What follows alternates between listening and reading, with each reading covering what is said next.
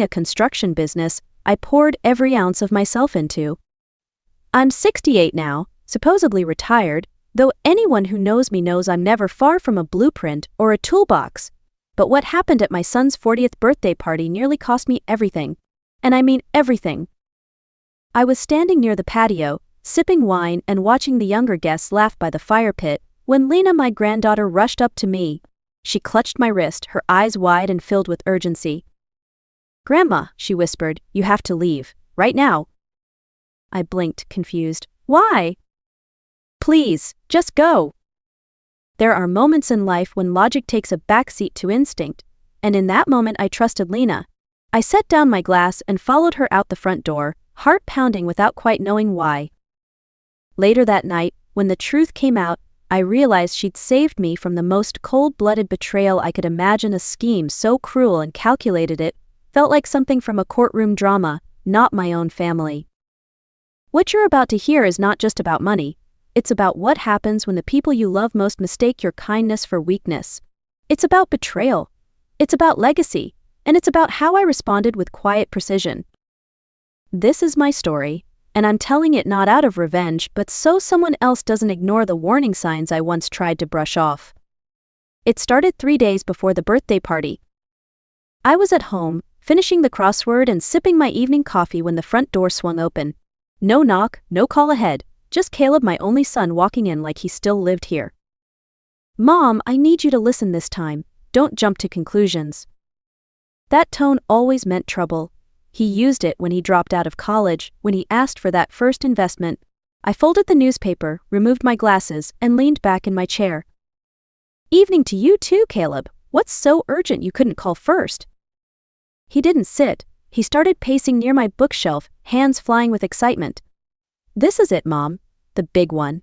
A real estate syndicate with guaranteed returns." I raised one eyebrow and stood, walking to my filing cabinet, the one marked Caleb, Investments, 2013-2024. I spread old documents on the coffee table like I was laying down a hand of cards. "Guaranteed returns, huh? Like the Miami condos?" He stiffened. "Or the crypto mining machines you never received? Or the food truck with that man who turned out to be a convicted embezzler?" "Those were different," he snapped, already defensive. I tapped a document with my fingernail. $75,000 vanished in Florida. $50,000 to a crypto scammer online. $30,000 with a felon who disappeared with your truck and your money. "You never believe in me," he shot back, voice rising. "Every time I try to build something, you shoot it down with your negativity." "No, Caleb, I've funded every one of these failures because I hoped you'd learn something." He looked away. "You say this syndicate is different, so where's the paperwork?" "I don't have it with me." "Then you don't have my money." The room went quiet. Outside, the last bit of sunlight was fading. Caleb stood with his jaw tight, hands in his pockets like a sulking teenager. "When this deal makes millions, don't come begging for a piece," he said, voice sharp with resentment. He grabbed his coat and stormed out, slamming the door behind him. I stood at the window long after he was gone, staring at the darkening street. I wasn't angry. I was tired. Tired of being cast as the villain in his story every time I refused to be a fool. But something felt different this time. The pressure in his voice, the speed of his pitch, the lack of details. In the past, Caleb's schemes were clumsy, sometimes even naive. This one felt rehearsed. I didn't know it yet, but he was setting the stage for something bigger. Something that didn't just involve bad business decisions. He was planning a haste with me as the unsuspecting Mark. The next morning began like any other. I was folding my grocery list, checking the pantry, and enjoying the hum of normalcy when I stepped outside and stopped cold. My car was sitting awkwardly in the driveway, tilted like a wounded animal. All 4 tires were completely flat.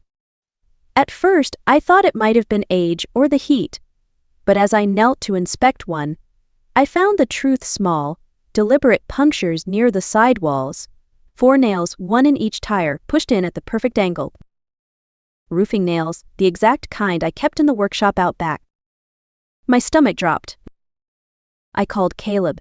He answered on the 3rd ring, voice thick with sleep. Mom, what's going on? I found my car this morning, all 4 tires punctured, with nails. A pause. Then, an overly concerned tone I knew too well. Oh no, that's awful. Probably some neighborhood kids. You know how spring break gets. All 4 tires, Caleb. This was no prank. It was methodical. He hesitated. Are you saying I did it? I'm saying I want to know if you saw anything unusual when you left Tuesday night. He fumbled through another excuse, but I let it go.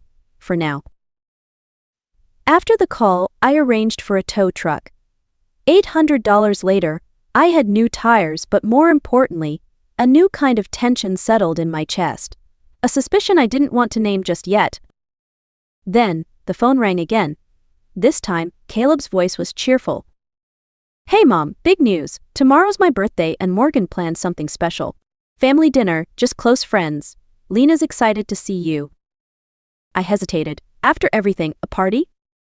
Still, the mention of Lena softened me. She'd always been the light in my life, bright, curious, nothing like her parents when it came to money or manipulation. If she wanted me there, I'd go, for her. What should I bring? I asked. Just yourself. Morgan's handling everything. Of course she was. Extravagant plans weren't unusual for Morgan, but they rarely matched their financial reality. Still, I agreed. Maybe Caleb was trying to make amends. Maybe the tire incident really was a coincidence. Maybe I was just a mother too stubborn to let go of hope. I spent the afternoon picking out a gift, a practical one. A high-end tool set for his garage projects. Something thoughtful, not flashy, the kind of gift a mother gives a son she still believes might come around. But deep down, I couldn't shake it. Why invite me now? Why the sudden warmth? I didn't have answers, but I was starting to understand the question, when do you stop giving someone the benefit of the doubt and start preparing for the storm you know is coming? The next evening, I arrived at Caleb's house just before 6, gift tucked neatly under my arm. A taxi had dropped me off at the curb, and as I walked up the brick path, I was struck by how different everything looked. New furniture peeked through the windows. The porch had fresh flower arrangements. Through the open doorway, I caught a glimpse of crystal glasses, a catered buffet, and a chandelier I knew they couldn't afford. Mom, you made it. Caleb greeted me at the door, all enthusiasm and outstretched arms. The smell of roasted beef and expensive wine drifted from the kitchen. Guests filled the living room, people I didn't recognize, all talking investments and startups. The kind of crowd that cared more about IPOs than family reunions. Morgan appeared in a designer dress that probably cost more than my monthly utilities. She kissed the air beside my cheek. So wonderful you could come. Come meet everyone. I was ushered around like a prop, introduced to lawyers, entrepreneurs, a few real estate agents. Every conversation danced around money, deals, and opportunities. And every few minutes, someone refilled my wine glass, always unprompted. You have to try this Cabernet, Mom, Caleb insisted. It's the one you liked in Portland last year. He remembered. That small detail softened me again. Maybe he was trying. Lena found me near the buffet. She gave me a hug that lingered longer than usual. Grandma, she whispered, don't drink anything else, okay? Her voice was barely audible. Her eyes searched mine with something close to fear. What do you mean? Just trust me. I set my wine glass down. My senses sharpened. I watched as Morgan floated through the room, smiling too brightly. Caleb checked his watch. Twice. They exchanged quick glances when they thought I wasn't looking. And then Caleb appeared beside me again. Hey Mom, come upstairs for a minute. I want to show you the master suite. We renovated the whole thing. Morgan chimed in right behind him. The new fixtures are amazing. You'll love them. Something about the way they flanked me, directing me toward the staircase, set every alarm off in my head. But before I could move, Lena was there again. She grabbed my hand, tight this time. Grandma, she said firmly, her voice trembling, you need to leave. Right now. Caleb laughed nervously. Lena, what's gotten into you? She's tired, I said quickly. It's been a long day. I think I should go. Morgan's smile tightened. But we haven't even cut the cake. Caleb blocked my path. Just one more drink, Mom. No, I said, moving around him. Thank you for the evening. I'll call tomorrow. They protested, but I was already grabbing my coat.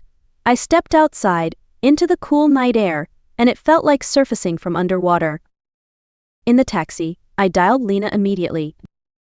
"Are you okay?" she answered before the first ring finished. "I'm safe. What was going on?" She paused, then whispered, "I overheard them last night. They were planning to get you drunk and have you sign papers. Business transfer forms. Lawyers were upstairs in the guest room." My breath caught. "They said once you were tipsy, you'd be confused. That it would look legal. Morgan said older people are easier to manipulate when they drink." I closed my eyes. So this was it. Not a misunderstanding, not a misguided son. This was a con job, a setup, and I'd walked right into it until my granddaughter pulled me out. "You did the right thing, sweetheart. Don't tell them we talked. I'll take it from here." And I meant it. Because if Caleb thought he could steal 40 years of my life's work with a bottle of wine and a forged signature, he was about to learn something very important. He didn't raise the woman I used to be. He underestimated the woman I had become. That night, I didn't sleep. I sat at the kitchen table long after the lights on Maple Street had dimmed. With a legal pad in front of me and black coffee in my hand, I began listing every business failure Caleb had dragged me into. Not out of spite, but out of clarity. He hadn't just made mistakes, he had made patterns of recklessness, entitlement, and calculated irresponsibility. And this time he crossed a line. This wasn't about teaching him another lesson, it was about protecting what I had built. I went to my study and pulled open the drawer marked Caleb, financials, manila folders from the last decade spilled out. Every time I'd helped him, I had kept records, not because I distrusted him back then, but because I was raised to document everything. $75,000 for the Miami condo project. I still had the emails where he reassured me the developer was reputable, only for the company to dissolve weeks later. $50,000 for crypto mining equipment. He showed me YouTube videos of digital warehouses, convinced it was the future. That supplier's website vanished overnight. $30,000 for a food truck. The partner he'd brought on had a criminal record for embezzlement. 3 months later, the truck was gone, along with the partner and the money. And there were others, smaller requests, gambling debts masked as short-term loans, bailouts when his commissions didn't come through. Each one came with Caleb's promises, each one ended the same. But I wasn't the only one who'd lost money. I pulled out a secondary folder, notes on other people he'd pulled into his schemes, people who had trusted him because they trusted me. Marcus Thompson lost $25,000 in the condo deal. David Rodriguez lost $35,000 in the crypto plan. Jennifer Walsh invested $20,000 in the food truck business. They were members of our community, business professionals, board members, people who valued their reputations, and they all believed in Caleb because he was my son. That's when the plan came together. Not revenge, just full disclosure. I drafted 3 cover letters, no threats, no accusations, just a polite suggestion for your review regarding Caleb Meyer's past business conduct. Please find enclosed documentation relevant to previous investments. Each envelope included copies of contracts, bank records, and email threads, all factual, all verifiable, all damning. I called Premier Courier and arranged anonymous same-day delivery to Marcus, David, and Jennifer. Friday afternoon, perfect timing, enough for them to review over the weekend, with Monday consequences waiting. While the envelopes were being prepared, I turned to the second half of the operation, Meredith. Morgan wasn't just Caleb's enabler, she was the architect of the party scheme. The smile behind the wine-glass, the hands behind the curtain. And she had something even more fragile than Caleb's reputation. She had a career. A quick search confirmed her position, senior client relationship manager at a private wealth firm called Hartley Dawson Financial. Her job depended on trust, ethics, and discretion. All 3 were absent from what she'd done. I drafted a professional ethics complaint to her HR department, anonymously. I detailed how she participated in an elaborate attempt to defraud an elderly family member by orchestrating a setting designed to encourage intoxication and elicit a signature on legal documents under false pretenses. I attached photos of the lavish party, noted her role in managing high-value clients, and asked, If she treats her own family this way, how does she treat your clients? The complaint was mailed anonymously on Monday. The timing was key. By Monday morning, Caleb's former investors would be calling each other. And by Tuesday, HR would be reviewing Morgan's conduct. It wasn't an explosion. It was a slow burn, deliberate, precise. After all, I hadn't spent 40 years in construction without learning how to take something down carefully, quietly, from the foundation up. Tuesday afternoon, I heard them before I saw them, car doors slamming, rushed footsteps up the walkway, and then the furious pounding on my front door. I opened it to find Caleb and Morgan standing there, flushed and frantic. "We need to talk," Caleb said, pushing past me without waiting for permission. Morgan followed, all pretense gone. "We know what you've been doing, Linda." I closed the door calmly and gestured toward the living room. "Then let's talk." They didn't sit. "You sent those letters," Caleb snapped. "Marcus, Jennifer, David, they all got the same packet. You destroyed my business relationships." Morgan added, "And someone filed a complaint to HR at Hartley Dawson. I'm under investigation." I lowered myself into the same armchair where Caleb had once pitched me his syndicate opportunity. "I didn't destroy anything," I said. "I simply shared facts. If those facts hurt your reputation, maybe the issue isn't who told but what was true." "You've gone too far," Morgan hissed. "No," I said evenly. "You went too far when you tried to steal my company. When you invited me to your party with lawyers hiding upstairs and wine flowing nonstop." They froze. "I know everything. Lena told me what she overheard. I also spoke to Miss Potter, my neighbor, who saw Caleb puncture my tires the night after our argument." Caleb's shoulders dropped. The last of his defiance drained from his face. "Mom, you don't understand. We're under pressure. I didn't mean." "Yes, you did," I said. "You meant every calculated step." I looked at Morgan. "And you, with your expensive dresses and wine tastings during work hours, do your clients know how you spend your weekdays?" She opened her mouth but found nothing to say. "You both declared war on me," I continued. "You tried to rob me while pretending to toast me. You crossed a line I didn't even know existed until now." They stood there in silence, unsure what to do next. For the first time, I saw them not as family, but as people I no longer owed anything to. "I want you to leave," I said quietly, "and I don't want to see either of you until you're ready to take responsibility not just for what you did, but for what it cost." Caleb looked stunned. "You're really cutting us off?" "No, Caleb, you did that yourself." They left without another word.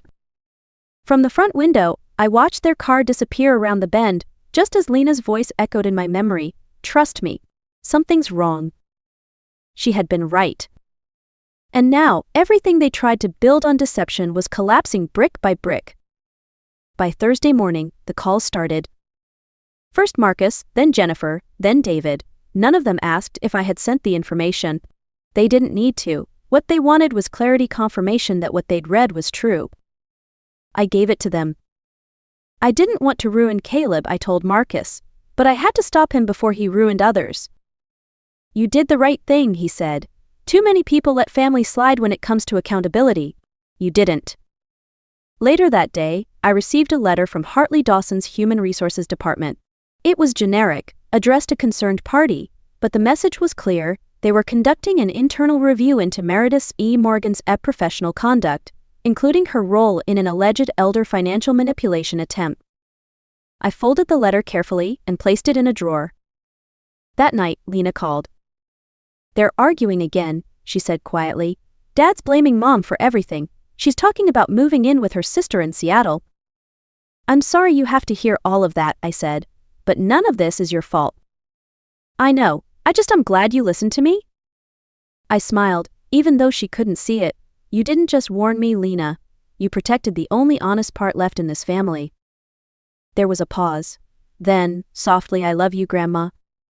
"I love you too, sweetheart, always."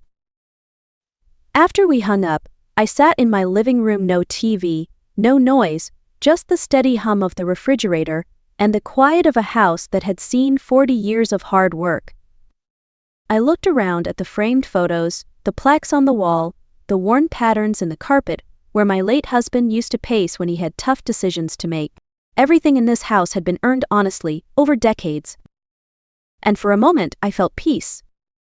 Caleb and Morgan had tried to take something from me, but they had underestimated what I still had: my mind, my records, my instincts, and my granddaughter.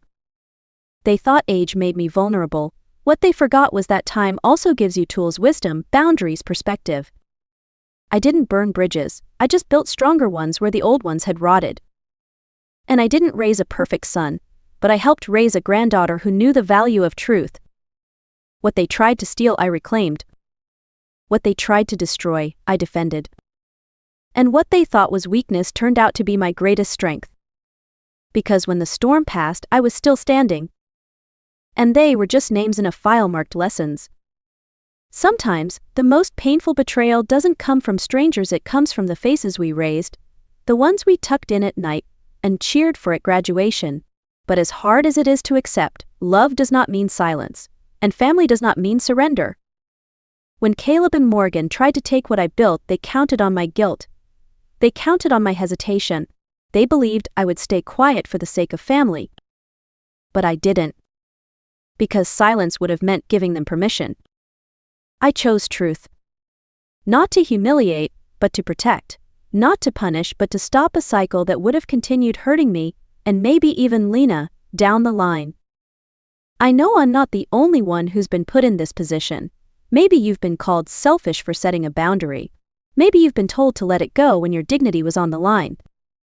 Let me tell you something, you are not wrong for protecting yourself. You are not cruel for defending what you've built. If this story resonated with you, please like this video, share it with someone who needs to hear it, and tell us in the comments, have you ever had to choose truth over family?